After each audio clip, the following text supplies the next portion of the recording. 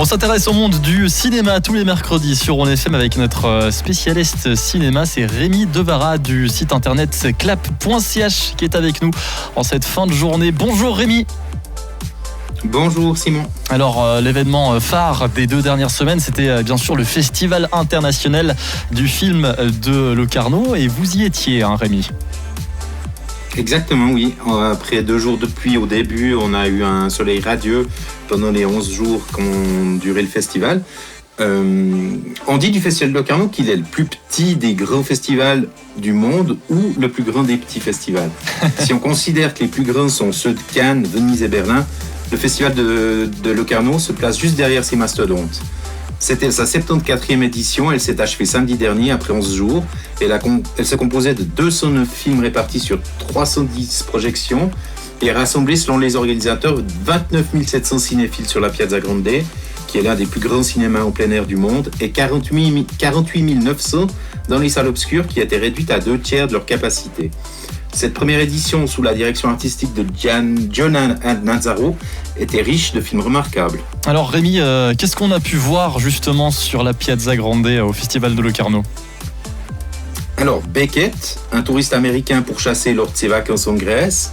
Rose, le portrait d'une veuve qui redécouvre la liberté. Hinterland, un film expressionniste autrichien. Sinke Hall, un récit catastrophe coréen dans lequel un immeuble se fait avaler par un gigantesque trou. Monte Verita, une chronique helvétique se déroulant pendant la Première Guerre mondiale sur un groupe de hippies avant l'heure. The Allays, un polar jordanien très efficace. Vortex, un véritable chef-d'œuvre sur un couple en fin de vie. Belle, un manga japonais. Free Guy, un produit hollywoodien typique avec Ryan Reynolds qui est en salle dès maintenant. Ida Red, l'histoire d'une famille de criminels. Yaya et Lenny, un dessin animé écolo italien. 100 minutes, un sublime film de goulag adapté de Solzhenitsyn. Et Respect, une très bonne biographie d'Aretha Franklin qui doit sortir incessamment. Et Rémi, en compétition internationale, il y a eu pas mal de films présentés sur place également. Oui, beaucoup très épatants comme Nebesa, une comédie noire serbe adaptée de plusieurs récits de Marcel Aimé. Petite Solange, dans lequel une jeune fille vit très mal le divorce de ses parents. After Blue Paradisal, un délire français de science-fiction inqualifiable, de folie. Gerda, un film russe qui suit une étudiante hantée par un esprit mal défini. Le très bon La place d'une autre, qui compte une usurpation d'identité en pleine Première Guerre mondiale. Medea, qui suit la descente aux enfers d'une femme qui n'accepte pas d'être rejetée par son amant. Cop Secret, une comédie policière islandaise.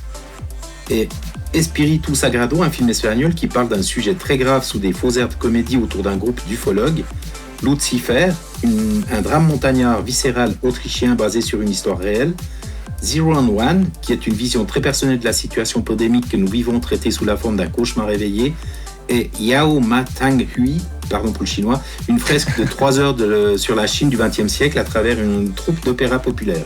Alors ça fait pas mal de films présentés pour cette 74e édition. Quel a été votre coup de cœur à vous, Rémi ? Alors j'ai pu en voir 36 pendant les 10 jours et toutes sections confondues, mon coup de cœur, c'est un premier film philippin réalisé par un cinéaste d'origine italienne qui s'appelle Carlo Francisco Manatad.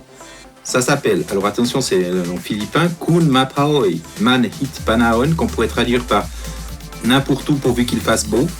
Ça suit les pas de Miguel, de sa mère Norma et de sa petite amie Andrea entre 2 typhons. Ils évoluent dans des décors de fin du monde où tout est ravagé et jonché d'un bon nombre de cadavres.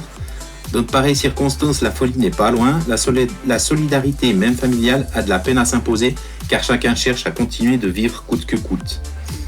Les Philippines sont en proie depuis des décennies à un catholicisme extrême et le réalisateur d'origine italienne l'exploite astucieusement entre critique justifiée, surréalisme à la limite de l'outrance et humour salvateur.